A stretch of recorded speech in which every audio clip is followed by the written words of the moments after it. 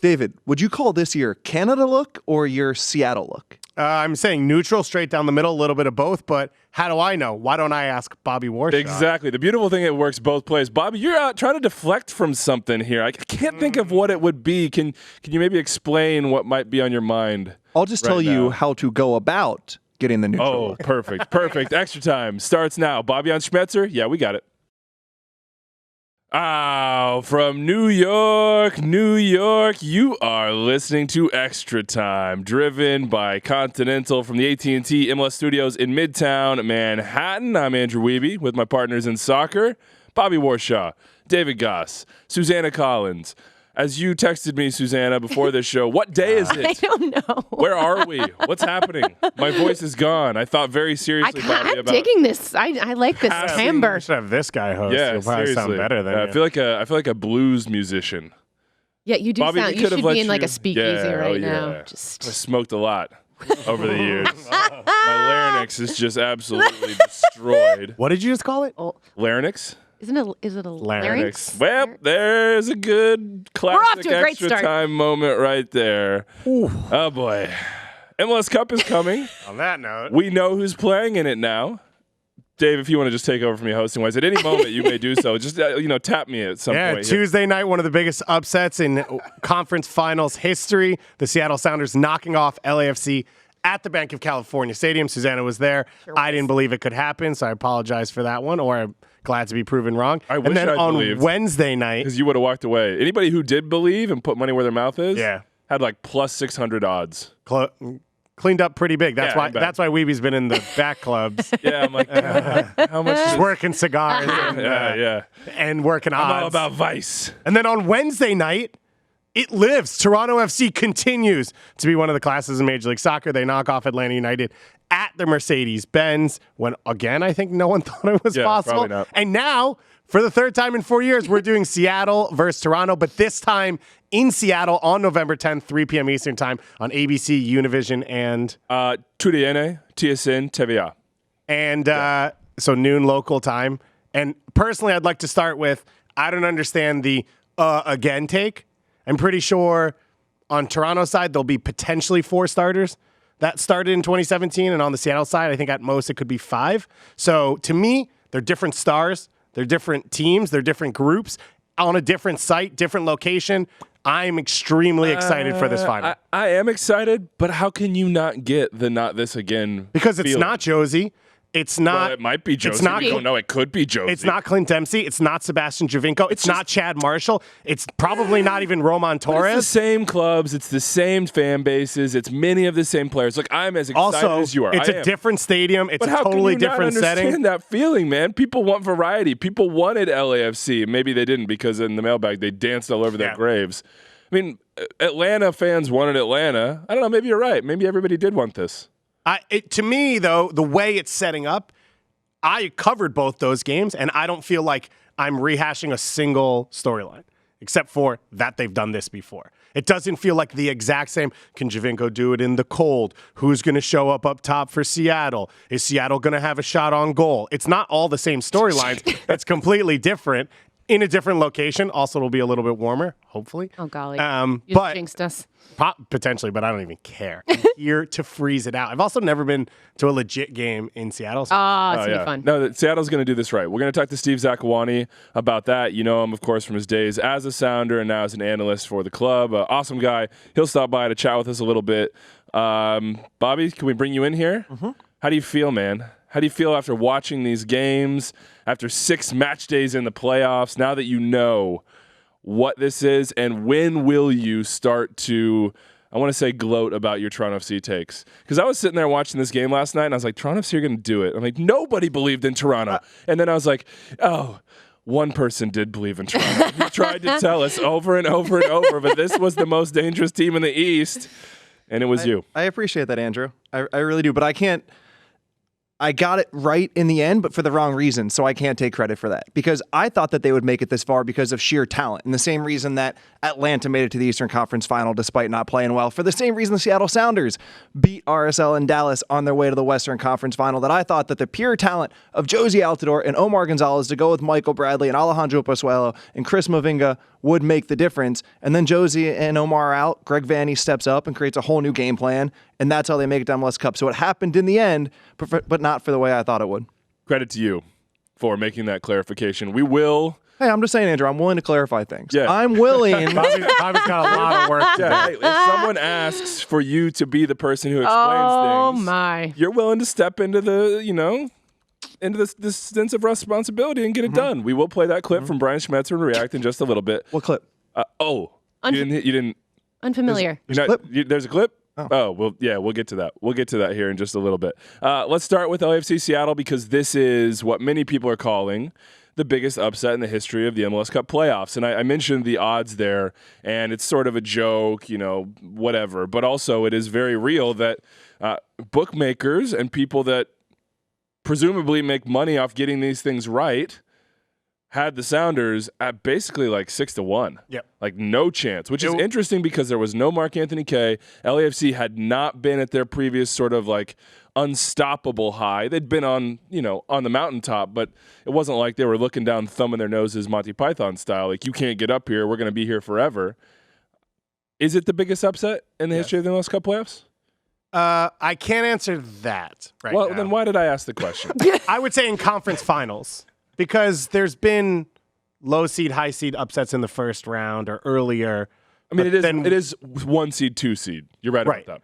But in the conference finals, because of the difference going into it, which was shown by the odds, the expectation for LAFC against Seattle, where it stood, and I would argue it's the greatest performance because LAFC didn't play poorly because they didn't show up. They played poorly because Seattle played phenomenal. Seattle had an idea of how they wanted to play. They executed it defensively. They executed it in possession. They finished opportunities that weren't simple tap-in opportunities. Their star players performed. Their glue guys performed. This is, I think, outside of the first 6 games last year when Jordan Morris came back from injury, the best soccer I've ever seen him play. Coming in field, taking guys on, pulling the team around him or pulling the defense around him to find guys, and then the way that goal gets set up, Ladero then floats out wide. It was, I think, the best game Raul Ruiz-Diaz has ever played. He's a pure finisher, but he doesn't do anything else. This game, he's dropping back, linking up. Man. He is a pure finisher, but they don't get to those places on the field without some of his hold-up play, no? He doesn't do as much of it as most guys in Major League Soccer. It's the same with Joseph. Joseph's an elite finisher. This year he's done more in build-up, but the last 2 years he hadn't, but it doesn't take away from the quality of player. But Ruiz-Diaz showed up for this one. Took guys on when he had to, relieved pressure. So I just think across the board, from coaching down to performance to energy to everything, this Seattle performance is one of the best I've ever seen in MLS. Bobby, we'll ask you how the Sounders did it, but first I want to kind of understand what it felt like in the building, Susannah. You were there. I was. And I felt, watching it, and we were commenting on this as we were preparing for Matchday Central and watching the game, and just on TV. Just didn't feel the same. It felt like muted. The whole thing kind of felt muted. We couldn't figure out if that was just Seattle, taking the game and kind of being the aggressors after, maybe even before the free kick goal by Atuesta, but certainly after, or if there was just something off, something missing. I would agree with everything that you just said. Having been at the match against the Galaxy, it was electric. Like from the fans, even down to the tifo. Like the tifo for this game, I was like, could we have done a little better for this one? It just seemed. Shots just fired. saying, I'm just saying. They had a better one earlier in the playoffs. No, it was which was magnificent. And this was having watched this game in person and having watched them play against the Galaxy and seeing how emotional those guys were after that win to finally have that monkey off their back. They were spent, they were just exhilarated, but you could see how much it took out of them. And I was nervous for LAFC heading into this matchup against Seattle for that reason, because I was like, was that sort of like their emotional high? In fact, I had spent some time with some of the LAFC supporters ahead of the Galaxy match. And one of them said to me, if we're able to beat the Galaxy and we don't win cup, I'm still going to be okay.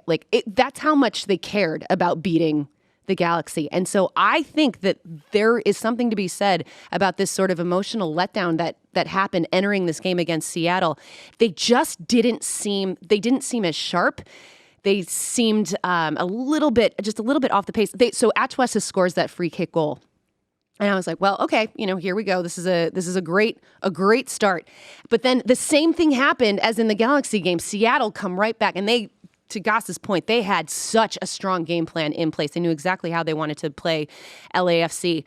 And whereas in the Galaxy game, you saw this fight, this just incredible spirit and fight from LAFC. That goal, when Seattle equalized, it took the air out of the building and it took the air out of the players, and they just they couldn't kick it back into that second gear. And Seattle played them so well, and they were so frustrated by them. There was just nothing. You didn't get the sense that they were going to come back in this one. And I was kind of waiting, hoping to see more goals. I was like, this could still go 3-2 LAFC at this point, and it just never happened. And a huge amount of credit to Seattle. So I would say on momentum, Seattle came out and played better, and then Atuesta scores off a free kick, and you're like, well, that's it. Yeah. If you outperform LAFC for 20 minutes on the road and you're down 1-0, so then I agree. Then Seattle comes back, continues to play the way they did, scores the goal, and you're like, oh, maybe it's all not just going to click into place. Yeah, and Bob Bradley talked about it after the match. Somebody asked him if he thought that there was sort of an emotional letdown after this game, and he was like, he denied it, of course, and he was like, you would have to ask the players. But I think everybody in that building, everybody watching that match would say that there was something missing. There wasn't the intensity that there was in that game against the Galaxy. And you just have to tip your cap to Seattle, to be honest. I mean, they were businesslike. I mean, they knew exactly what they wanted to do. They did it. They knew their roles. Lodero's somehow still underrated. I mean, he doesn't always put up maybe the numbers that some others do, but in the big moments in the postseason, I think it's 7 goals and 4 assists. Raul Ruiz in the postseason, it's 6 goals in 5 games. When it's time, they arrive. And the Sounders, I feel like over the last couple of years, maybe since 2016 and then 2017, their regular seasons haven't always been universally up. It's been kind of up and down at times for them. And it's like, are they as good as you think they are? And then in the playoffs, they always show up. They're proving that they should be in this top echelon. That maybe if you didn't think that they were, you sort of forgot about Nico Lodero being a 27-year-old from River Plate who's an Uruguay international still. Raul Ruiz being a Peruvian international. Not the top echelon still. As a club, they're the top echelon. Not this season. There's one echelon and had one team. I completely agree with that. Yeah, but as an organization, they never left the top. In an MLS, I'm looking at MLS and I'm tearing it out. And I'm saying in my top echelon, it's probably these 4 teams, maybe NYCFC and MLS 3.0, but it is these 4 teams at least right now. And LAFC are kind of the new arrivals. They're the ones that are like, we're here to stay. We want to be on top. But the other ones have the silverware. And then after the game, Brian Schmetzer and Sebi Salazar, Sebi Salazar is getting stuff out of folks these days after games. Western Conference be lit right now. I know. Here's what Brian had to say. Coach, a lot of intensity in this building. How are you feeling after that match? I feel a lot better than Bob. How did you do it? Well, I'll let Bobby Warshaw tell me how I did it.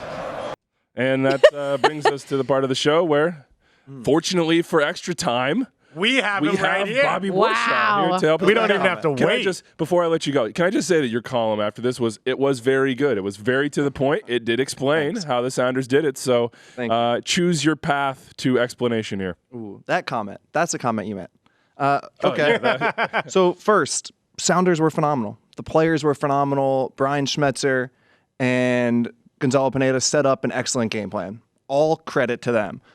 It seems to me that Brian Schmetzer took exception with 2 parts, right? One is my doubt and skepticism about the Sounders over the last 3 years, as they have continued to do well. I thought it would fall at some point. Just like we see from teams who win, at some point, your systematic approach to the game catches up to you. They've proven that wrong. All credit to them. The second part was about whether they should be scared for this game. So let me ask you guys this. When you are scared, what is the first thing you do when there's a fire coming toward your house, when you're worried what do you do? What's your first? You protect yourself. You protect yourself. Yeah. You plan. So when we think about the characteristics of the Seattle Sounders in this game, were they more disciplined? Were they more combative? Were they more prepared? Yes. Those were the main 3 traits that came with the way this team played. Why do you do those things? Because you have the natural reaction prior to the game to being scared. And they had a more detailed, focused, disciplined game plan than they have had in the last 4 years. And that's not a knock, right? Here the Seattle Sounders are. They have made the MLS Cup 3 times in 4 years. They have finished second in the regular season 3 times in a row. And they do it their way. That is fine. If they had done it this time that way, they would have gotten smashed. They finished 16 points behind LAFC. You know who else finished 16 points behind the team in front of them? Lille in France behind PSG. Is anybody talking about PSG playing anybody in France with the word parity? Absolutely not. Right? The goal differential was monstrous. Seattle were not anywhere near as good LAFC. They still aren't. We can still say that LAFC are the better team. The Seattle Sounders happened to beat them on that day. Credit to them. They won this game because they had the most detailed, focused game plan they've had in 4 years. And I'm willing to say this. Anders back there, Seattle Sounders, you're welcome. Do you think it was scared or concerned?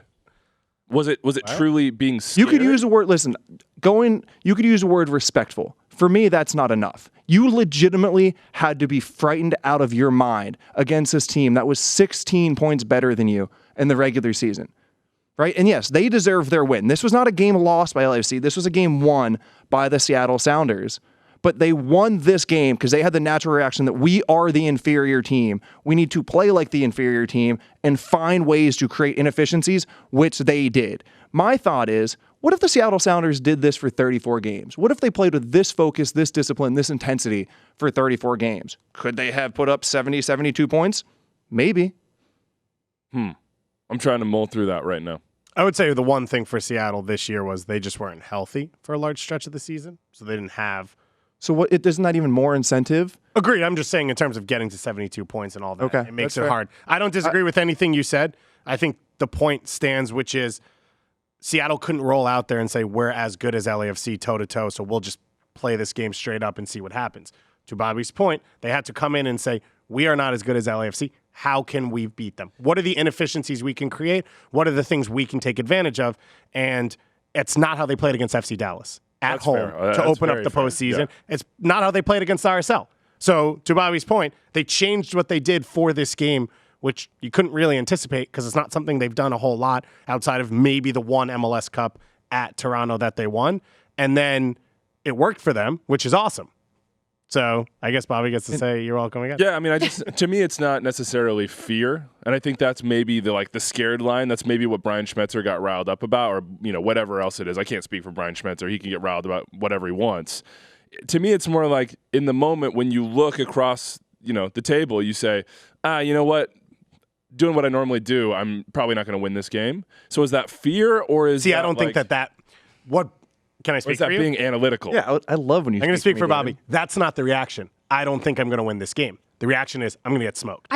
Which is different for professional sports anyone than they ever feel. You think, but why would the Sounders feel like they were going to get smoked? I don't think they did at all. they were the largest underdogs for a reason. I don't think that Don't revisionist history. No, LAFC just gave up 3 goals to the Galaxy. It doesn't LAFC matter. looked terrible. Let me LAFC add a line. Faded at the end of the regular season. Barely beat RSL at home. Let me add a line. I mean, barely. They handled it pretty easily. RSL had Jack. But this is the important distinction. And if you read the column, this was very clear. This was clearly a bunch of Seattle people who only saw the headline, which is another conversation in this world.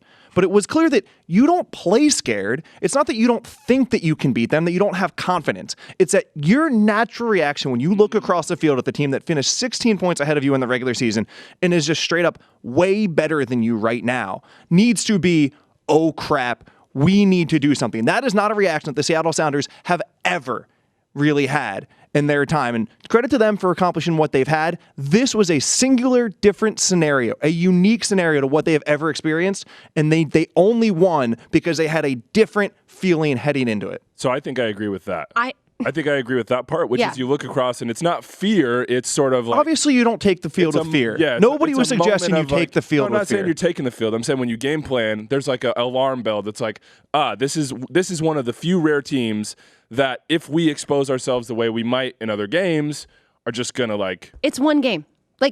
You have to win one game. They were preparing all week for LAFC. Brian Schmetzer is a very good coach. Seattle Sounders are a good team. They have playoff experience. Been there, done that. They know exactly how to win these types of games. And in that sense, I didn't get the sense from them at all that they were scared at all. In fact, they liked kind of being the underdog in this game. I think it took the pressure off of them. But they knew all they had to do was win one game. It's not this two-leg situation. It's the new format. Win one game, have a solid game plan, stick to it. And they did exactly that. And I think that they were actually pretty brimming with confidence entering this match, just from being around them. They could brim with confidence because they knew they should be scared. They could game plan, and they could feel confident in their ability to execute the game plan. Yes. So it's like, you're alarmed. You take a step back. You make a plan. Your odds may not be with you. But then when you execute that plan, and the reason you have the plan is because you were alarmed. Let's go to the flip side of this. So that's maybe the word, and I know word choice is this stupid thing and people get super emotional about it. Wiebe, I'm glad you've spent much time on it, though. Now I feel stupid, but I feel like alarmed is the way I'm going with Wiebe, I feel that all the time when I sit next to you. Yeah. You feel stupid? Wow, that's nice. I feel that nice energy in this vicinity. That's nice of you to say. Anything else you guys got before we get to talk to Steve Zakuani about what's upcoming for the Sounders? You want to talk LAFC first in that game? The flip side? You know what? Actually, before we go to Steve, in the game, don't give me all the big picture stuff. Give me in the game. In the game. So what the Sounders did well was they found a way to keep the field compact. And as Brian Schmetzer told Matt Pence for his article in The Athletic, that they didn't just want to sit back. If you sit back against LAFC from the start, you get smashed. It's a long 90 minutes. You're bound to give up a goal. They wanted to stay a little higher.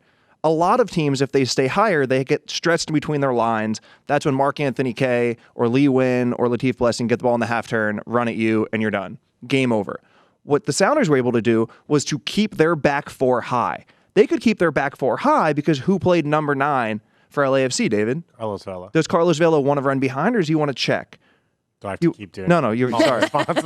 They could squeeze the field. This is where Bob Bradley on his end messed it up. He should have read that. And the second part is that he kept his wingers, Diego Rossi and Brian Rodriguez, as pure wingers, right? A little bit like we see from Raheem Sterling or Rod Mahrez or Leroy Sané. Stay on the line, get it, run 1v1. It was the wrong choice. He needed to use them as wide forwards to run behind and stretch the field. Bob Bradley didn't adjust. The Sounders didn't have to adjust, and Brian Schmetzer totally got the better of that plan. I think when Dio came on, there was a ball over the top that he took a long touch on or something. It was the first ball over the top of the game, which you go to the Galaxy game, within the first 7 minutes, Vela had probably earned a red card and a penalty on balls over the top. So it just didn't happen for them there. And it will be questioned, the Diamande stuff of should he have started him, should he not have? I think the bigger one is he probably should have made either the substitution or the tactical change earlier than he did. There's no reason to start him. You are the best team for a reason. You just put up 5 goals against your rival. You have the firepower. Once it played out, which is one of the most fascinating things about this playoffs, was NYCFC and LAFC found different ways to beat teams in games consistently throughout the year, and they both panicked to make adjustments in the postseason, and it goes down to the one game. 45 minutes. You don't have 15 minutes to waste to be like, we'll do it at halftime. That's what we found out this year. You had to make that change early and be aggressive about what you needed to do because you don't have tomorrow and you don't have later on. And once both those teams got behind, they weren't able to create chances. Who do we lay, not the blame, but sort of like when you analyze the tape or watch the game back defensively for LAFC? Because they're not accustomed over the course of the year to giving up 3 goals, but they also hadn't got a shutout in like 10 games. So, Segura comes out, tries to get the ball. Boom. Atuesta. First goal. Edward Atuesta, the worst game of the season. Specifically, he had to blow up both of those plays, right? One thing that the Sounders did well, one thing that every team that wins big games does well is they foul, man. They kill the play. I mean, how many times did Arriaga lose a step to Vela and just hacksawed him, right? You've got to be able to kill plays. Both the Seattle second and third goals, I believe, came when Atuesta just missed a tackle in the middle of the field, didn't take the foul. 3 passes later, Rui Diaz and Ladero score. Atuesta has to blow those up. Is that there was also then which is Lodero's goal, Atuesta, and I don't know if it was K or not on the field, they drop into the back line in transition rather than sticking on top of the 18. It gives Lodero is that 4 or 5 yards. All of to these shoot that instances space. to me feel like, we've talked about sort of the physicality, the like competitiveness, that you have to have in these. Was that little piece just lacking? And like during the regular season, as you go week to week, maybe you don't always have to have that when your talent level is just eons above. But this is a problem they've had, because this is why the Galaxy have beaten them over the last 2 years, was transition moments, transition goals. And I was there for rivalry week this year. They beat San Jose 4-0, and they came out post-game and said, we struggled defending in transition. And winning 4-0, looking forward to the Galaxy, I said, well, what is it? Is it, passive marking? Is it when to take the foul and if you should? Is it that last pass when you turn it over, the decision to take a shot? And they said, we're not really sure. So that has been their issue for 2 years. Whether in the regular season it kills you or not is different because of the focus and talent and the way teams play, or the freedom of the game in a regular season, because it's not 37 minutes, win or go home. Yeah. But it has been their problem, and it continued to be. All right, well, we will talk about the L Word legacy and LAFC in just a second. But first, it's time to chat with Steve. L-word. Yeah, that's what, hey, I'm calling it that. Bob Bradley says it's not his favorite word. It wouldn't be right about now. Time to talk to Steve Zakuani. Of course, you know him from his years with the Sounders, now an analyst there. Seattle guy. Let's get him on the phone. Steve, what's up? What's up, guys? Thanks for having me. Let's just start with how you feel today. Got to feel pretty good. You're looking forward to an MLS Cup in Seattle, the first one in which the home team will play. What are the vibes like, man? It's great. I think, after the team won at LAFC, knowing you're going to MLS Cup was good, but they still felt like there was some unfinished business. Like, the people here really, really wanted to host the Cup. Been there twice, but as their away team, so really was rooting for Toronto last night. And when Nick scored that goal, I mean, the cheers were as loud in Toronto as they were here in Seattle as well, I'm sure, because everyone really wanted to host the Cup here. So you can imagine we're feeling pretty good. People are going crazy. My phone's blowing up for ticket requests. So we'll see how that goes. Were you in LA, Steve? I was in LA, yeah. So I would like to know what happened after the game. How did you celebrate this? It was a lot of fun, So I watched the game, right, because I hadn't been to that stadium yet, and I've got to say, atmosphere-wise, all of that, it was great. Their fans and what they've built there is great. But after the game went down on the pitch, watched the boys lift the cup. My whole ownership group was there, coaches. The club did well because they flew down a lot of the front office staff as well. So it was more than just the players, it was the backroom staff as well. And then in the locker room, as you can imagine, there were champagne showers and everybody was going crazy. I think the only guy that came prepared was Roman Torres. He's the only guy that had the goggles to block the champagne from his eyes. So he's probably the only one expected to win, I think, because everybody else didn't have that. But you can imagine the music was going great. Nico was into it, and Jordan and everyone. And I think just from being close to the club, it was very well deserved, because not many people gave the team a chance in that game, understandably so, but the way they did it just added to the celebration as well. I'm pretty sure Roman Torres has been carrying those around since 2016. Steve, you mentioned the ownership group, so I just want to throw out there, I'll be in market next week, so just let me know when me and Ciara should meet up for brunch. You can set it up, and just shoot me a text. I'll text her and let you know, yeah. Good. Well, I'm glad we got that established. Perfect. Now you're done. You're done, I guess. You had an interesting tweet thread, Steve, and everybody saw the Brian Schmetzer and Bobby clip, and people have doubted Schmetz over the years. There's no doubt about it. And now he has sort of a resume, and has had a resume that's, you can't really question it. So walk me through that kind of pregame story, through the game, afterwards, your relationship with Brian and how he was feeling before and after this match. Yeah, so obviously everyone here in Seattle goes back with Brian a long way. I mean, he predates me. I mean, he's a guy who's from here. He played, for the Sounders. He played indoor here in the Washington area. He was the USL coach for the Sounders. When I played back in the day, he was the assistant coach for Ziggy Schmidt, and then he got the head coaching job. So he's a Seattle guy through and through. And I think you speak to a lot of the players, a lot of the guys, and they'll say things like, I love Brian, or I really care for Brian. It's because the kind of person he is. Just he's a really good person. And I'm fortunate to have a great friendship with him. So we talk a lot about tactics and things like that. And I've always felt he doesn't get enough credit tactically for what he does. And a part of that maybe is because he deflects that attention away. So before the game, I was down on the pitch for warm-up. and he was sitting down in his seat on the bench watching the team warm up, and I just sat by him, and I said, this may not be the right time to say this, but I'm going to say this anyway. We're about, 20 minutes from kickoff, and I said, if you win tonight, this will be your third MLS Cup final appearance in 4 attempts. I said, if certain other coaches did that, nobody would stop talking about it. They'd be hailed as tactical geniuses. They'd be hailed as masterminds. And we don't really hear that noise for Schmetzer outside of Seattle. I feel like people give the team a ton of credit, but not him. And I said to him, maybe it's because you're too nice. You ask Schmetzer, you say, that was a great halftime adjustment. And he'll say, yes, my assistant coaches had something to do with it. Or he'll say, the guys on the pitch figured it out. He rarely takes the credit for himself.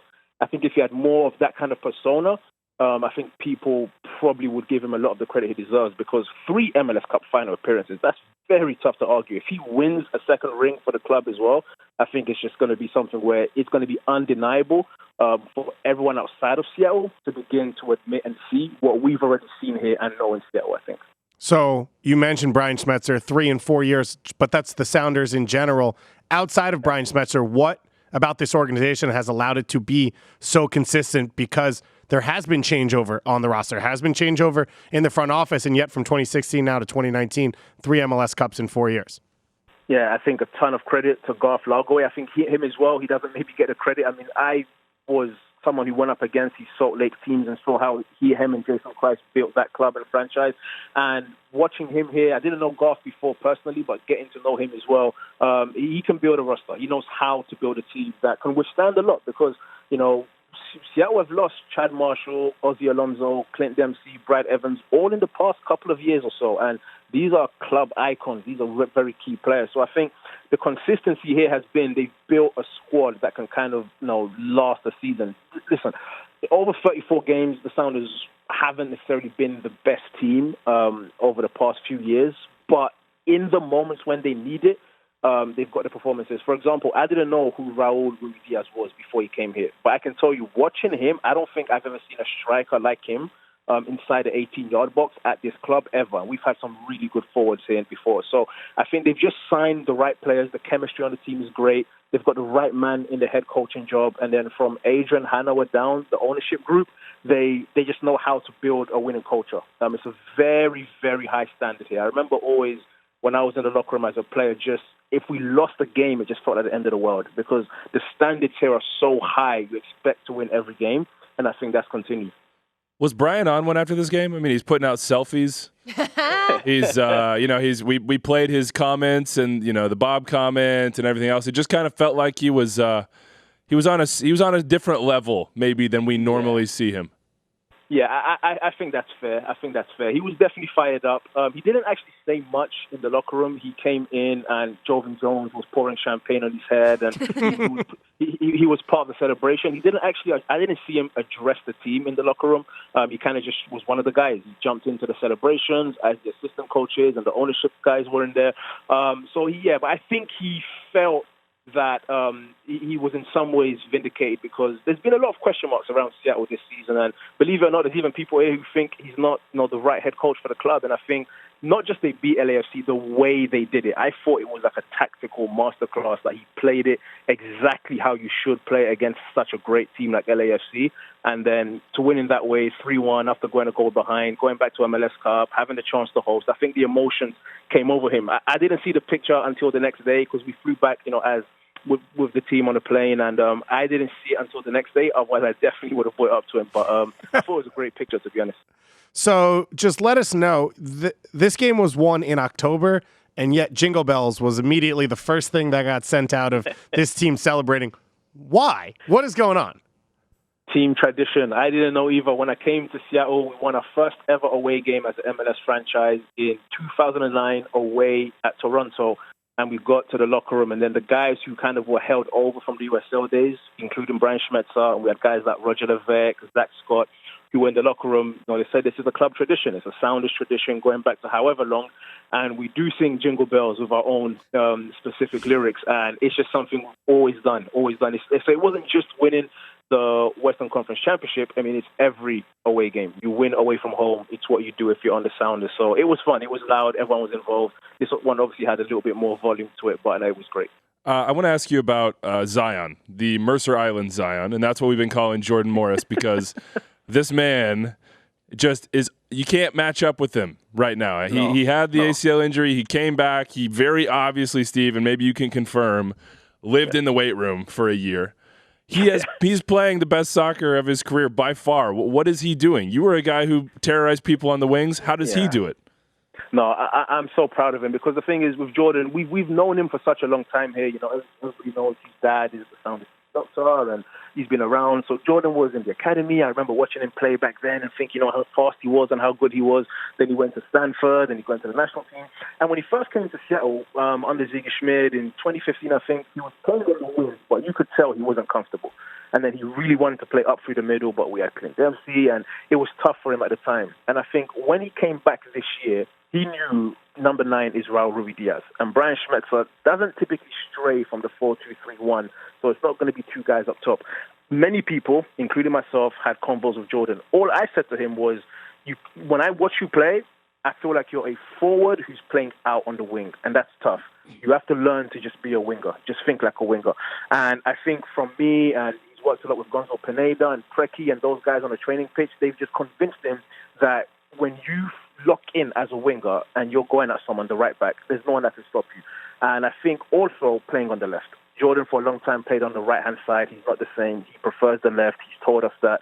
And he's just confident. You start scoring a couple of goals. You get a couple of assists.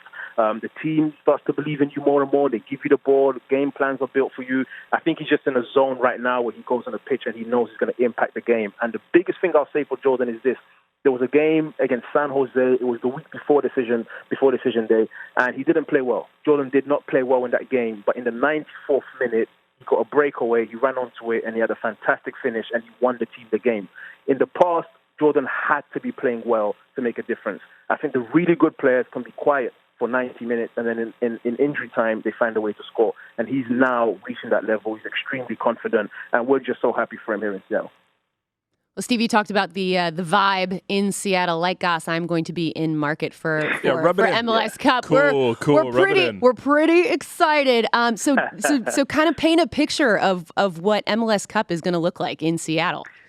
It's going to be so amazing because I was fortunate to be at the 2 that we played in Toronto, and that was great. You can see what it does for a city. And in Seattle, we haven't had it. We have hosted it before, but that was the Galaxy in Salt Lake back in 2009. I just think that there's a lot, obviously, of diehard Sounders fans. They're going to be there anyway. But I have friends who maybe went to a game in 2014. They've been to 2 games in the last couple of years who everyone's buying tickets. Everybody's buying tickets. They want to be a part of it. This is a sports town. We've seen the way they've got behind the Seahawks at times when they won a Super Bowl. So having a chance to now host here, I think, I hope they open up the whole stadium. I don't know what's going to happen with that. I hope they do because I think they can really feel it. The fans are going to sing like never before. But it's everyone. You'll see the Rave Green shirts, people wearing it in their workplaces. And it's just they're going to paint the town green. They're going to paint the town green. And it's going to be just maybe something that none of us can really put into words because we haven't had it before.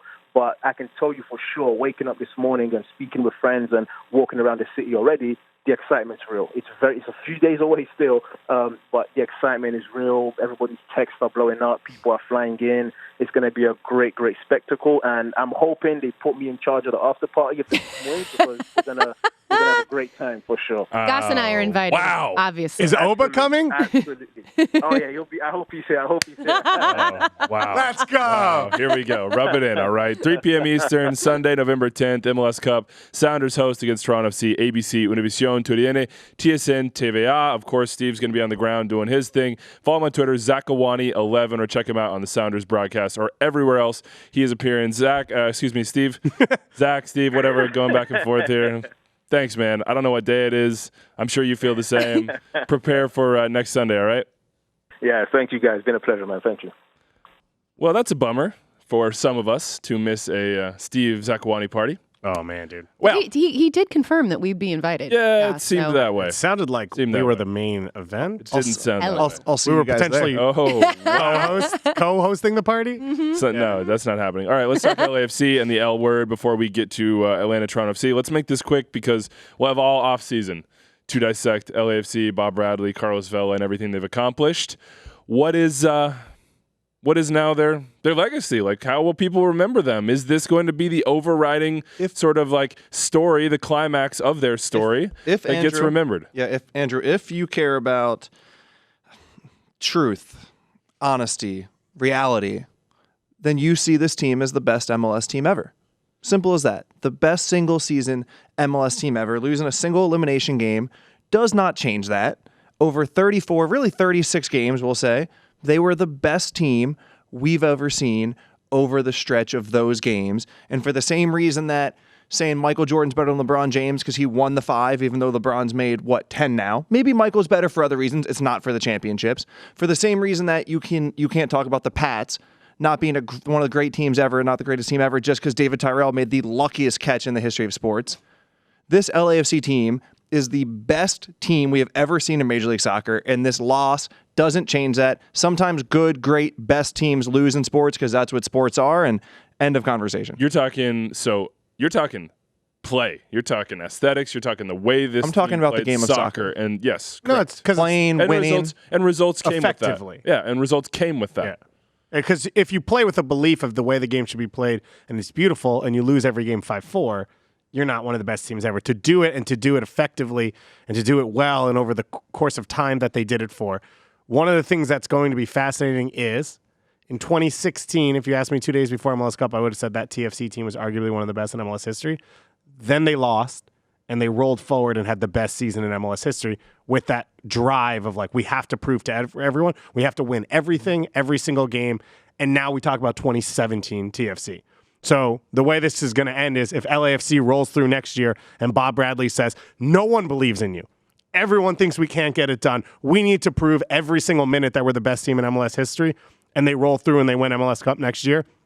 Everything will be forgotten in terms of the way this year ended and the legacy of this team, this group, whatever it is. If Rossi's still here or it's Rodriguez as a central figure, whatever it is, this group will be known as that group, this LAFC team in this span that set records and changed the way the game was played in MLS. But that loss will sting a little bit, right? It'll stain it just a tad. Absolutely. Well, and I that's a really good point, Goss, that you just make about, Hey, what about TFC. Happens Bobby, to us. What about my point? Excellent I didn't point. even hear about Everyone it, is Bobby. full of excellent information here. But, we don't necessarily talk about the TFC 2016 team that lost in MLS Cup final. We talk about the 2017 TFC team as being now, arguably being the best MLS team of all time. I think that, I agree with what Bobby's saying about over the course of the season that LAFC played beautiful football and were the best team. But I have, and I feel bad saying this because I have an issue with the season as a whole because I feel like the quality across the board in the league wasn't the highest this year. And so for LAFC to accumulate 72 points, there's a question in my head about whether it was easier for them to do that because there was such disparity in the league. They were that much better than so many of the other teams. And so there weren't as many teams that were as competitive against them. So they were able to accumulate all of these points, break the points record. It's a fantastic point. I have that question in my head. And so I can't sit here and I can't say that they're the best team in MLS history. I think that they could be, to Goss's point. I think if they can come back next year and prove everybody wrong and say, look, we can do it and get it done in the playoffs and win MLS Cup, then yes. But right now, this 2019 LAFC team, for me, I think is going to be like a footnote. Yeah, look, I think it's the games of consequence that John Thornton talks about. Sorry, what did I do there? I have no idea what you said. Oh yeah, It wasn't correct, but I couldn't repeat it. It was a Trumpism. Whatever you just did was Oh, Trump-esque. no. What? Get that out of here. You're off the show. Sorry, Consequences. my throat is wrecked, man. Games of consequence is what John Thornton has called them. Yeah. And they've won very few of them. So, but I can also throw out there, last year, 2018, San Jose was bottom of the Western Conference with 21 points. This year it was Vancouver on 34 points. So it goes, I agree with you. I think in the middle this year, there wasn't, last year was Atlanta and New York pushing each other. You could argue Sporting that Seattle, KC. Sporting KC, they maybe didn't have those games, but I think the floor was higher and there was less easy games. And I think over the course of a year, you talk about games of consequence. If you're going to set a points record, you really only have 2 or 3 of those anyway, right? You're so much better than everyone. You're going to lose games, but you're so much better than everyone going into the game. There's very few, hey, this is the big one where we could really lose and we have to change what we do. And I don't know that changed much for LAFC because they hosted Atlanta, they played NYCFC, they hosted the Red Bulls in a wild game, they hosted Seattle. Well, the question still is had to play Atlanta team. wasn't as good as they were last year. Like Maybe. NYCFC was maybe the only team in the sort of similar echelon. But we're talking about 1 or 2 games is what I'm saying, which could be the difference between 70 and 72 points. I'm talking about like the 8 teams behind that just weren't as good. I don't think collectively. You can argue that individually the talent in the league was better, but I'm not sure that collectively they were better, which is where I'm with you, Susannah. Where it was just like teams just didn't quite have it all together. And that's never been the case with MLS. It's never the case in any league around the world. But for whatever reason this year, it just felt like there was some. I think there's some recency bias. There might be. There very well might be. Philadelphia Union were 6th in the East last year. Were they that much different than what DC United was? Were they this that year? much better? Than they were last year. They were better, but how much better? This year? Yeah, they were a lot better. I agree, but what's the degree, and how does it match up to who? You're saying they improved in the standings leagues? Because the league got worse. Yeah, I'm not sure that some of the other teams in there were any. Like DC was noticeably worse. Columbus was completely missing. Unlike years past, Montreal was gone. Like everybody was worse. Red Bulls were nowhere close to what they have been in the past. Toronto FC were only that good at the end of the season. The Union, I don't know. It just didn't feel like the top level was as high and the mid level wasn't as high, and then it kind of trickles down. Maybe I'm wrong about that. Let us know what you think. We do have to talk about Atlanta United, and I'm sure there are some Atlanta United fans screaming about that. But actually, we're going to talk about Toronto FC. Ooh. Upset special, baby. This is your wheelhouse, Dave. You have covered this team. You're practically Canadian at this point. God, I wish it was true. From your words, I'm still reeling from the Trump Justin thing. Trudeau's. You're the one that did it, Andrew. You're the one that did it. I did. Okay, I didn't say it. Moving on from that, everything we've said about Seattle in terms of knowing the moment, ability to step up, all that stuff, I think Toronto was ×5 this week. And probably this entire playoff run of just understanding everything it takes to get through a playoff series, and then just having this belief that we're going to win because we've been here before, we've done it before, we know exactly what it takes. It doesn't matter what you tell us. It doesn't matter where it is. It doesn't matter who we're playing against. I thought Greg Vanney was incredible against NYCFC. I thought he had a good day again, but this goes down to the players in Atlanta of just believing that it was going to work. I mean, they should have been 2-0 down, maybe even a man down. Well, that's the 10 part, minutes That's the part where I'm like, when you say that, oh, we knew we were going to win, then what the hell were they doing for the first 20 minutes, running around with their head like chickens with their head cut off, sure. trying to get red cards? They ran around like chickens with their head cut off the entire game. They just happened to make plays with their head off for the last 70 minutes. And that goes to a lot of teams never recover, and they run around that way for 90 minutes, and they don't make the plays, or there's no idea inside the team that this will end up working out. I mean, you looked at this team over the last 2 weeks and just asked where the goal is going to come from. And yet they put up 4, 2 against NYCFC and 2 against Atlanta, who hadn't given up a goal in the postseason, from Nick DeLeon and Benazet.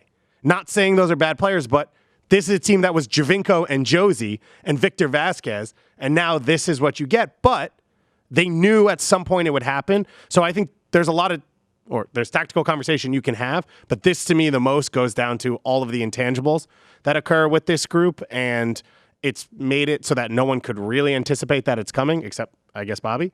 And all of what Bobby was saying throughout the season was the intangibles.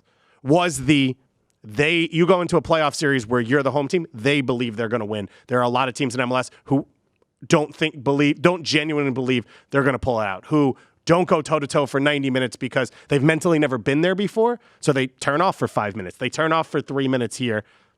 TFC did that in the first 3 minutes, which it turns out is the best 3 minutes to turn off. And then they picked it up. And so, yeah, I just think when you look at this group and what they've done, this goes down to all of the, belief, heart of a champion, blah, blah, blah, blah, blah, which I don't believe in all the time. Kind of has but you to, saw it. Because they didn't have Jozy and they didn't have Omar, who are maybe their two most talented, quote-unquote, players. At least on their levels, right? In terms of defender, midfield, forward, Omar's their best defender, and most important, Jozy's their best forward. Everybody sat around here, and certainly at this table at Matchday Central, and every time we talked about this team said, not without Jozy. Yeah. Not without Jozy. And they may not get Jozy back. We'll see. Greg Vanney said after this victory against Atlanta, quote, "I'm very optimistic now, gaining 10 days that Jozy will be in the fold." You take that for what They you will. said he was going to play going into the playoffs. Yeah. That was a very... Did you see Jozy's interview with Katie, though? No, what'd he say? He said that he was like, this is a cup final. He was like, injured or not, it's going to be really hard for me to stay away from this game. He gave every... He also said that going into the first playoff. I'm just saying, he gave every indication. Yeah, Jozy. It's an MLS Cup final. Yeah. You would think that he would do everything he can. I'm telling you this. And we already Sloan know was this. with him. Sloan, Yeah. so, she's now... Shout out Sloan. Exactly. She's got to look, Yeah. But I would be held accountable. But I would say for Toronto FC, they were going to play this game every single day for the next 10 days of will he, won't he, will he, won't he, will he, won't he. Because all it does is feed into an advantage of Seattle doesn't know what they're going to get. Kinda, I mean, it's like to a much larger extent than, do you remember 2015, Kai Kamara? Yeah. That was like, when he went down. It wasn't 10 days. It was the day before. And it's like, oh, Kai Kamara went down in training. What will the crew do? And then it turned out it was probably them just like yanking our chains. And he played 90 minutes and scored a goal. Yeah, completely fine. No problems. Quentin Westberg stopped a PK in this one. That was amazing. I had the same Ball don't reaction. lie. Ball don't lie. That was not a PK, man. That was I'm not going to say it's a yellow card for a dive, but it was a dive. I had the same reaction to that save as I did immediately after Seattle scored their first goal and equalized. Because in Atlanta, you could tell, even just watching it on TV, like the air got sucked out of the building. And as soon as that happened, I was like, Toronto's going to win this game. Like that, because that would have been such a dagger and just a gut punch for Toronto. And as soon as he saved that, I was like, oh, nope, here we go. Toronto's going to win this game. And you could just kind of tell it at the bends that it was just like, ugh. It's kind of been that kind of season for Atlanta. Yeah. I mean, even despite the fact that they finished second in the Eastern Conference, like it's always kind of been like, oh, we're rolling along, but the wheels are off kilter. Yeah. Like one might pop off and go flying. Yep. This could end badly. And I think some of the pre-game sort of like blitz of bravado from Five Stripes folks out there was them being like, oh, we might have got past all that. Like we might have survived all this. I think it's just their natural state, personally. Okay. I think it's they are. What's really interesting too is that like in the early rounds we saw how big home field was, and then in the Eastern and Western Conference Final, 2 upsets at very hard places to play. I think it's really interesting. On 5 goals from outside the box, all 5 from outside the box. So interesting. Now, Nick De Leon. It's easier to score outside the box if nobody. Hey, did we cue up the interview that some intrepid reporter did at BMO Field 2 weeks ago with Nick De Leon, where it's like, whoa, you only show up for the playoffs? And he's like, I'm a big game player. We're checking the background. Okay, cool. I don't know the name of the reporter. I think the last name is Gas, but I'm not sure. Gas. Does he wear plaid? Is he very becoming in plaid? I'm dressed up for Halloween as a hipster who ironically didn't dress up for Halloween. This is being ironic. You're Canadian. This is just what you wear normally. It's also very Seattle, I feel like, too. Mm-hmm. Yeah, look, you got to defend. I'm neutral. You have to defend. Like, they watched Nick De Leon. What happened to Atlanta in this game, Bobby? What was missing? Ideas, a plan. Atlanta blew this one, right? All credit to Toronto in the world. They worked their butts off behind the 8 ball as the underdogs without 2 key players, and they did everything they could do to give themselves a chance. It shouldn't have been enough, right? There's no other way to put it. There's a place in sports to say all credit to the team that won, but in reality, it should not have been enough. Atlanta with PT and Barco and Joseph and Nagbe and Gressel. If you go back and watch the tape of this game, Toronto are all over the place, right? Maybe it was by design because they just wanted to do something funky and confuse Atlanta, but they were all over the place. There is no person that would watch Toronto's defensive shape and say, good job. Right? It's not a thing that would happen in this world. But it worked. And it worked because Atlanta was not on the same page. It was individual action after individual action. And when you do that, you expect your $15 million Argentine U20, U23 star. You expect your South American Player of the Year. You expect the guy, and I love Julian Gressel, and he has made big play after big play, but you expect the guy who's going for a big contract to make that play, and they just didn't. Do I think it's their fault as much as whatever happened with the game plan and the ideas throughout the year with that team?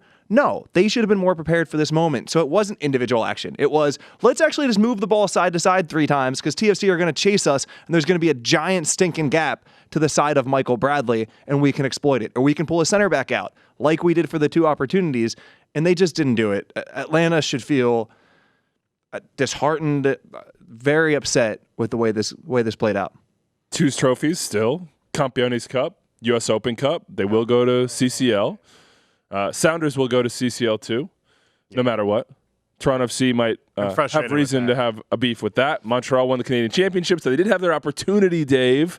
But you kind of embarked on a rant that I now want to light the fuse on. You want to pull it out of me? Can we say that Goss is the low-key best rants? Yeah, I just like to save them off air because I am from New York, so I have trouble keeping them clean for air. But I'm going to make an attempt here in that Major League Soccer as a league, part of CONCACAF, the champion of their league won't be in CCL next year. And I don't think that... If Toronto win it. If Toronto win it. And I understand Toronto had a chance in the Canadian Championship. You have to win less games in the Canadian Championship than Open Cup. There's less of a pool. There's only 3 MLS teams in Canada. So they have a better opportunity, you could say, than American teams to get through an Open Cup. But if you want all of this to matter the way it should be, and you want to win CCL, which means you want your best teams in it, it's MLS's decision. I know CONCACAF is a part of this, but CONCACAF doesn't care.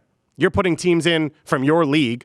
If Toronto wins this league, they've deserved to be in CCL. And I think rather than have this spot, so it would go to Seattle if they lose. It goes to Seattle no matter what. Seattle will because they had the best record because the teams ahead of them all clinched with better records through other means, whether it was Open Cup. But isn't that the pushback against your argument here? Is that Toronto had that? Well, I guess they didn't because they would have been. If held New out. England Revolution won MLS Cup higher than Seattle, and they still wouldn't have exactly. Right. And so it's just there's no reason for it. I understand it's something you have to deal with at an international level with the federation. I believe there are other countries where teams from other leagues where teams from other countries play in them, England and Wales and all that stuff. And I don't really care about any of that. It doesn't matter to me, Spain as well. But Toronto FC, if they are MLS Cup champions, should be in CCL next year. There's no explanation around it, and there's no reason for it not to happen. And I think it undervalues what they're going to accomplish because they're not given that same opportunity. You know what your dream job should be, David? What? Ambassador to CONCACAF. I don't know if that's a job. Does it come with a residence? You could create it. It feels like it should have a residence in Panama. Where would the head? It would probably be St. Kitts and Nevis, the smallest sovereign nation in the Western Hemisphere, both in population and land size. Oh my! What up, St. Kitts? Exactly. Resume somebody dropped. hit Wikipedia. That's the sort of knowledge that only the CONCACAF ambassador would have. I just gotta say. CONCACAF, call me. Anything else on Atlanta, Toronto? Anything you feeling? I mean, I think right now we would like to get to the mailbag, but I would like Atlanta fans or LAFC fans or outside of that. Yeah, we got some time coming up. Are you guys excited? Are you excited for this cup final? I am. Yeah, I am. Yeah. I'm not as excited as he is because I think I'm still in the 24 hours after where I'm like, dang, same matchup again. But that's really just sort of a visceral, like, oh, we've done this before sort of thing. I don't think it'll actually take away from the game itself. Mm-hmm. I think it will still be good. Yeah. So I hope it's better, certainly, than 2016. Please just be less cold. I'm excited to go to Seattle. Yeah. People think that I love the city of Seattle and they deserve an MLS Cup. As a fan base, they have come out for 10 plus years now. And as a group, out for MLS Cup finals that they didn't play in. Right. As a group and a city, they deserve to have this occasion in their own stadium. It's a great place to have MLS Cup. For that reason. You always want, and because they'll make it an event. Absolutely. You know, when you walk into like Atlanta last year, Toronto the years before that, it was like, this city cares. Yeah. Everybody cares. Your cab driver knows. The people around you know. When you say you work for MLS, they're like, oh man, I'm trying to get tickets. I haven't been able to do it. That's usually the way it happens. And they're like, what do you got any hookups or what's up? And to throw on, I think Steve Zakuani mentioned it, but we haven't mentioned Adrian Hanauer's name yet. Structure matters. Organization matters. We've seen it in all those teams that he named of great teams in other sports. So credit to both sides, but MLSE as well as Adrian Hanauer, just believing in the people that got them there at one point, that they understood what they were doing. Because let's all be real. Greg Vanney was under pressure coming into the postseason. Yeah. There have been rumors throughout the year that he could be in trouble because of what happened last year. He has been to 3 MLS Cups in 4 years. We've talked about it on Brian Schmetzer's side, and Vanney did it, changing his tactics in 2016 to get everything to fit together, to get there, lost, then figured it out in 2017 of how to throw a curveball to get Seattle off their game, to get his team over the hump. 2018, he went to a CCL final. So if you want to look at it, 4 finals in 4 years, and then in 2019, he did enough when it didn't feel like they had the legs. They weren't going to get the rest. They didn't have the horses with Jozy out and with all of that. And he did enough to get his team over the edge. Okay, let's do the mailbag. I do have a couple corrections, and this is a tradition I'd like to start, Anders. So if you would like to continue it. It's David Tyree for one. Yes. What did I say? That was one of them. That's Tyrell, one from, yep. I think. David Tyree made the catch in the Super Bowl. Nicholas Lodero, 7 goals, 6 And it assists. shows Yes. What is he sending these to you? What? No, he says them in my ear. I just ignore him. Wow. He goes, you should correct him because Lodero shouldn't be short shrift. And I was like, I think Lodero's about to win 2 MLS Cups potentially, so I think he's good with whatever Wiebe says. Okay, I didn't mess that one up. Yeah. Whatever. It's just that's how we roll. Let's go to the mailbag. Where do you want to go? Because I would say a lot of people liked jumping on the graves of LAFC. A lot of people are pro Schmetzer on this as well. Give me the entertainment rankings. I'm going to say this what real are the quick. best ones? I'm going to say this real quick. Cement the fact that LAFC were amazing, that they were better than everyone else just because they didn't win out, because that will be important for this league. We need more LAFC. Take every trait that they did. We need more of it. Your team would be better for it. The league would be better for it. Remember that fact. Off the back of that, let me ask you this question then. Was it the biggest choke in MLS history? No, because they didn't lose that game. They played fine. Were they great? No. Seattle were fantastic. Seattle deserves the credit. To your point, it was not a choke. It was Seattle stepping up on a single night. Okay, I'll close out on this one. Real simple. Paul from Houston. What does Wiebe do to cope with the inferiority he must feel sitting on Matchday Central with Kalen, Charlie, and Dax? Ooh, what? Well, I just Paul from Houston, baby. Yeah, I just take solace in the fact that they can't talk unless I ask them to. The gatekeeper. Yeah. I'll get one more question. Yeah, David. come on, let's get some more. There's no reason for us to rush out. Oh, I thought you guys were rushing out. Okay. Would Raul Ruiz put up MVP caliber numbers if he played in a system that worked the ball to his part of the field more? A few games a year, he looks like one of the smartest, fiercest, most clinical strikers in the league, capable of doing anything Joseph can, but usually Seattle's offense runs through Lodero and then out wide to Morris on the break. I just want to say, I think the internet has strictly banned me from trying to talk about the Sounder system. Cool. So one of you guys. That's from Gabe Schenker. If he played in a different system. Yeah. I mean, he did, and he basically did that in Mexico, didn't he? Sure. Yeah, I think he has the capability to so good. be a 20-plus goal scorer, no doubt about it. I mean, he just doesn't have to be. He was out with injuries this year, too, for a little while. So it wasn't like, he played 34 games, 90 minutes. He just didn't get up to the numbers that he wanted. Like, he's always had this talent. That's why you went and paid $8 million for it. And to go to Bobby's point on LAFC and the point about these 4 teams, everybody should be looking at them saying, how do we catch up with them? How do we do what they do? Because how many teams in this league were able to go out and sign a Nico Lodero at 27? None, except for the Sounders. Raul Ruiz, they spent like $9-10 million on this guy. Like, if you want to compete and you want to talk trash about the Sounders throughout this year, well, you're going to have to match him with talent. And to do that, you're going to have to spend. And to do that, you're going to have to go to your academy, which they're going to have a raft of youth internationals running through very, very soon, straight into the first team, and invest in it, and invest in your coaches, and make the right decisions with your role players, and get Gustav Svensson, and develop Christian Roldan, who you drafted in the late parts of the first round. Yada, yada, yada. Like, all these teams are doing things that everybody else should be trying to do, and many are not doing. David Wright in Tennessee wants to know when Will Ferrell started looking like Bob Bradley. Oh my gosh, yeah, that threw me. Yeah, you that did totally that interview. threw me. And then I was like, Did he talk is like this him? is this for a role? Like what? I Was don't. he like, I'm not going to do I know. it. The After Bob Bradley Sebi, thing. I'm not going to do it. Yeah, I don't know if it was like a solidarity with Bob kind of move, or he's preparing for. Did he use movie role. football over soccer? Or? I can't remember if he That's even. a telltale said that. sign. Susannah used football today, and you could tell she's been around LAFC a lot over the last 2 weeks. No, he was so great though. He's so informed. I love him. I was a little bummed we couldn't repeat the interview that LAFC didn't win because I felt like we really established a rapport. Yeah, I feel like you guys are starting to become a comedy duo. I know. It's LA. You make connections. You guys, you this never. is what happens. You never know. when John those C. are gonna take Riley, you. take a seat. Anything else good? 2 on Bob Bradley coaching. So Daniel says one of the coaching tactics Bob didn't get enough credit for was using Dio and Christian Ramirez in that baseball-style platoon at forward. He realized it wasn't about their individual ability or their finishing. It was about spacing and the way they affected the game. It might sound crazy, but this team wasn't the same once they traded Christian Ramirez. How much of that was a big part of them losing? I don't think it was a huge part at all. I wouldn't point to that in any way as to whether they lost or not. Was it really difficult to have Dio walk away for a month?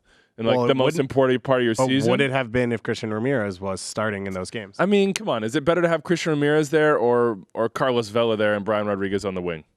Like, I think it's probably better to have Vela up top and Brian Rodriguez. The bigger variable here is the way teams played against them. Yeah. Right? Teams just had better game plans. Bob Bradley made them raise their level. But teams had better game plans because they knew stepping on the field what they were going up against. There was no question mark going into the game. And you're going to say there was variability when Christian Ramirez was I don't think he's... Well, he could start or he could not start. But he's not going to get him. He's not going to be the guy that gets him behind, is he? Yeah. No, but he's going to hold up the ball. But he's going to yeah. hold up the ball and occupy center backs like Vela didn't. Okay. I think the bigger variable here is that Dio left for whatever reason it was for him personally, and their midfield at this roughly the same time was sort of like missing a balance, and then Mark Anthony Kaye got hurt, and then they just, in a one-game playoff system, that can matter. I'll close you out on this. Bill Carroll, legend in Red Bull Section 132, he said, the only one with the courage to ask this question, but he now asked it, so I'm going to ask you guys anyway, to Bob Bradley, would have been Simon Borg. But why is it that the best player in the league didn't take any free kicks coming down the end of this game against, staring at the ability to be knocked out? I mean, Atuesta did hit one. So... Sure did. Did we think, look, the whole thing, this is how we'll end it. Sebi asked Bob about Carlos's big game sort of performances in the past and whether he got over that against the Galaxy. Is there any blame to be laid at Carlos Vela's feet for this defeat? Bobby, you said they played fine, but they didn't get the results from their individual players that they would normally expect to get when they play fine. Is there any sort of is there anything in you that looks at Carlos Vela and says, man, he should have been better, he could have been better? It's not blame, and maybe you guys have a better word for this. There's accountability in the same way that I said PT and Barco and Gressel and Nagby and those guys have accountability for what happened with Atlanta. In big games, at some point you need that moment. Nick De Leon did the moment. Nicolas Benazet did the moment. At some point you need that. Rui Diaz and Ladero did it. But do you blame someone for not doing the spectacular when the other team was very good? I would say no. I'm with Bobby on that one. They were all over him. I mean, he couldn't. He couldn't. He couldn't. Yeah. He didn't have moments because he couldn't find one. They were they were manhandling. Andrew, we didn't talk about Latif leaving early in this game either, which is yet another wrench sort of thrown in their normal dominant machine. But Rossi didn't show up. I would look more at Rossi, and maybe it was a game plan thing as opposed to an individual thing. Wrong spot for Bob. Bob put him in the wrong role for that game. He didn't impact the game at all, and Rodriguez was very similar. And then Dio's coming on, just trying to, they're already being suffocated at that point. They're gasping for air. Sorry. I just want to break. Did we talk about Bob and Sebi yet? Did you do that yet, Andrew? Yeah, we did that. Yeah, we did it. Yeah. Do you have any thoughts? I'd take your thoughts. I wanted Susannah's thoughts because I'm of the opinion. And it same goes with the earthquake shutting down their locker room last month.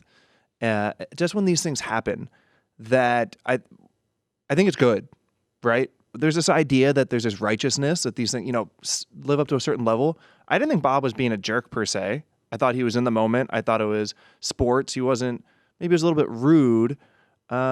I think these things are good, and the league and sports would be better. The whole thing with Greg Popovich and how announcers or sideline reporters are mad at him for not giving information. Greg Popovich, sideline, do you guys know what I'm talking about? Yeah. Of course. How Pop doesn't give any, I watch those more than I watch anybody else, right? Doing something is better than doing status quo for me. So was it abrupt to see what Bob did? Yes, but I don't think that he should be derided. I don't think he should have to apologize. I wish more coaches felt that was okay to just. I don't mind the reaction of it, the gut reaction of it. What I found incredibly disrespectful was the get lost. It was talking down. Exactly. There was a level of condescension there from Bob. Sebi didn't know what he's talking about. And we all know Sebastian Salazar is one of the most prepared reporters ever. And even the way he phrased the question was entirely fair. There was just a lack of respect from Bob in telling him to get lost. Like your question is ridiculous and not worthy of even being answered. I have no problem with Bob not wanting to answer or actually him just saying, you know what, I think that's a lousy question. Or unfair. Yeah, whatever it is, whatever he totally wants to fine. Anytime you can elicit a very candid emotional reaction, that's great. As a reporter, as a sideline reporter, you live for those moments. But there was a lack of respect that would have rubbed me the wrong way had I been in Sebi's position. Bobby's dream world is Bob Bradley and Carl Anthony Towns' mentions on Instagram. Yeah, He's just trying to build MLS to that point. It's what makes the NBA so great is they are themselves. You know, people ask me how did I feel about Brian Schmetzer calling out the not the inaccuracy, but the fact that he got the upper hand. Thought it was awesome, man. Yeah. Like they should do that, right? Unfortunately, they don't always get to have that pen that the media do. Be yourself. If you're pissed, good for Adrian Heath. I think he was dead wrong and somewhat stupid in what he said all year, but good for you, man. Be yourself. Defend your people. That was what that for me is one of the next evolutions of this league is personality from the main protagonist. We have 2 shows next week to lead into MLS Cup 24, 3 p.m. Eastern, November 10th, ABC, Univision, TSN, TVA. It's going to be awesome. It is a rematch, the 3rd time in 4 years. Sounders and Toronto FC will get together. 401-2060-MLS. Please text us. extratime@mlssoccer.com. That's our email. Yeah, we got a ton, so we have we 2 will move shows it now over, to use a lot of this. And if you have suggestions send us more. on how we should preview this, that's fine too. Actually, one thing before we go, Bobby, we were watching that interview obviously in the studio over here. And we just lost it and rewound it 15 times. We're like, did he actually just say, ask Bobby Warshaw? Before we get out of here, I want to know where you were and what your reaction was. And how many text messages you've gotten over the last 48 hours. I was sitting on my couch, and actually my Amazon Fire Stick is on delay. So I probably got 5 or 6 texts before I even saw it. And my reaction was, good for Brian. You win this one. I like him. Think he's a good dude. He wins. What else am I going to say? 2 winners, Toronto and Seattle. They'll face off for MLS Cup, the Philip F. Anschutz Trophy. We are out of here. Pow. Yes, sir. Have a great weekend, everybody. Going to try to get my voice back and recover from Paul and Houston's burn. See ya.